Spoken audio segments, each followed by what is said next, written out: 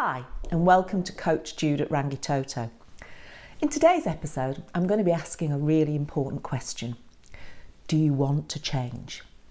This is really important because if you don't, then nothing is going to change. It really is that simple. But it's also really important to get clarity about what you want to change, as well as what you need to change, which may be completely different. This is where a whole lot of people can go astray. Without this clarity, you're unlikely to get the results that you deserve. So sit tight for an eye-opening Coach Jude brief on figuring out how to change.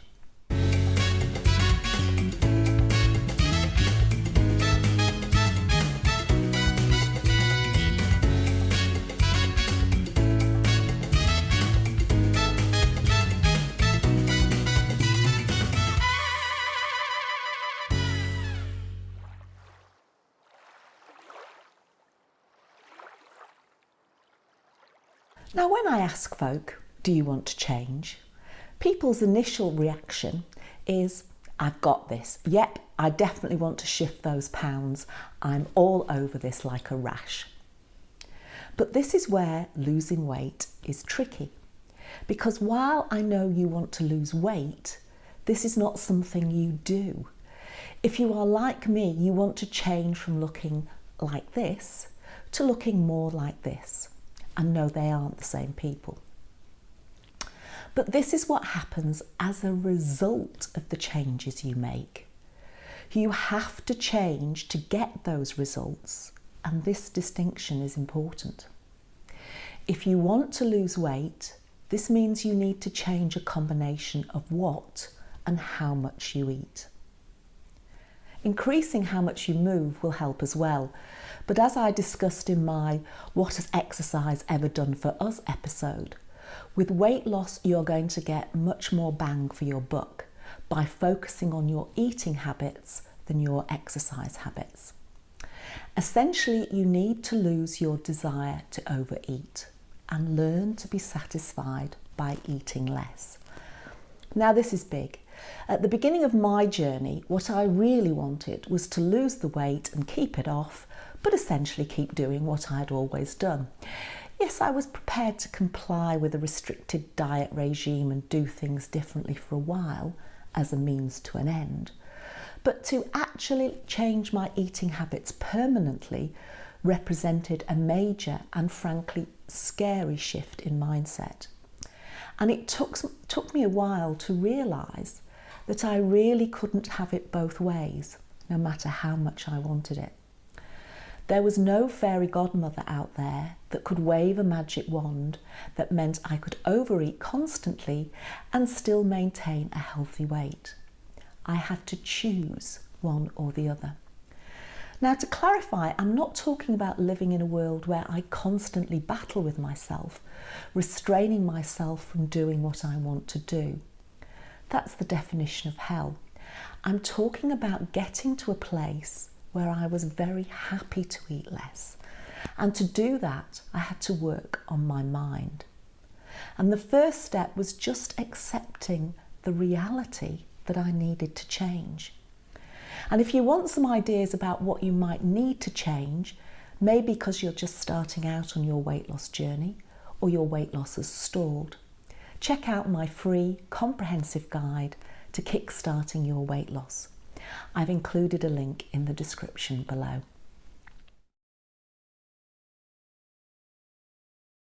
So here's my first question for you. Do you acknowledge that your past eating habits have resulted in you being the weight you are today? Now, hopefully, most of you will say yes to this. But if you're not sure, then I urge you to reflect and do research on what you think are the underlying factors that are dictating your current weight. The second question, which usually gets less of a positive response, is, do you want to permanently change your eating habits? Now, if you're like me, you really don't want to consider this reality. I thought that my life would be less in some way if I made this permanent change. I would be less happy, not fit in with friends, feel like I was missing out, etc., etc. And if I'm honest, this induced a state of panic. When you think about permanently changing your eating habits, what does it mean to you and what fears does that thought induce? These thoughts and beliefs are the barriers or obstacles that are getting in the way of you permanently losing your weight. But as the expression says, the obstacle is the way.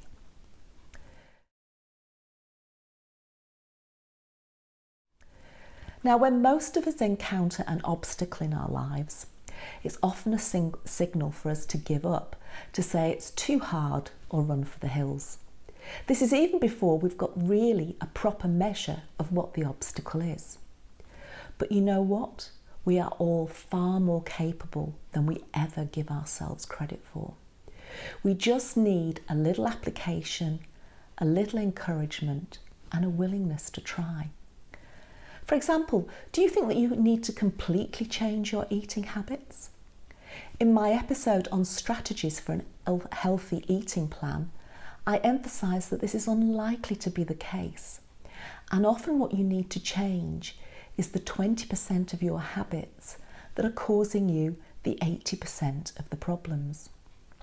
These can often be subtle changes that after a while you really don't notice. Do you think you will never enjoy food again? From my own experience, and I'm sure some of yours, there are plenty of foods that will support a healthy weight that are absolutely delicious.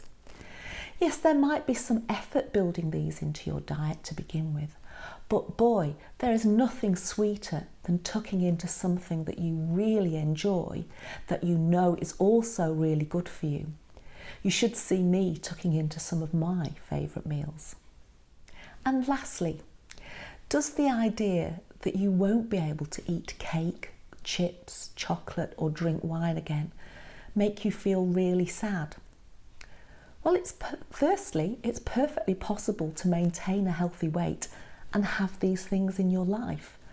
However, the question that's worth asking yourself, which I've asked in my episode on pleasure and happiness, is how does having these things in your life really contribute to your happiness?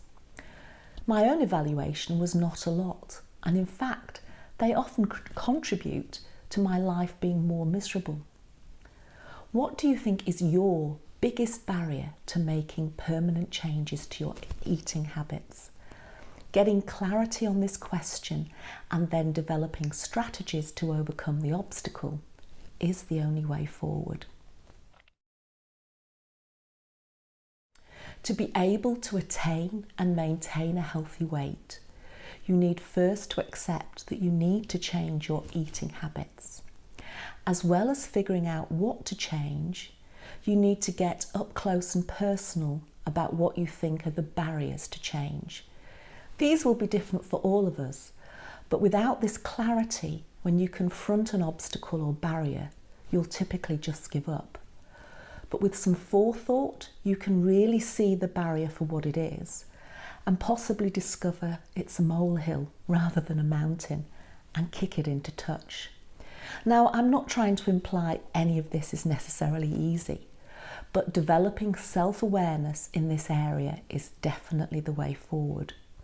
And just a final thought, if you think the obstacle is lack of willpower, check out my episode on willpower.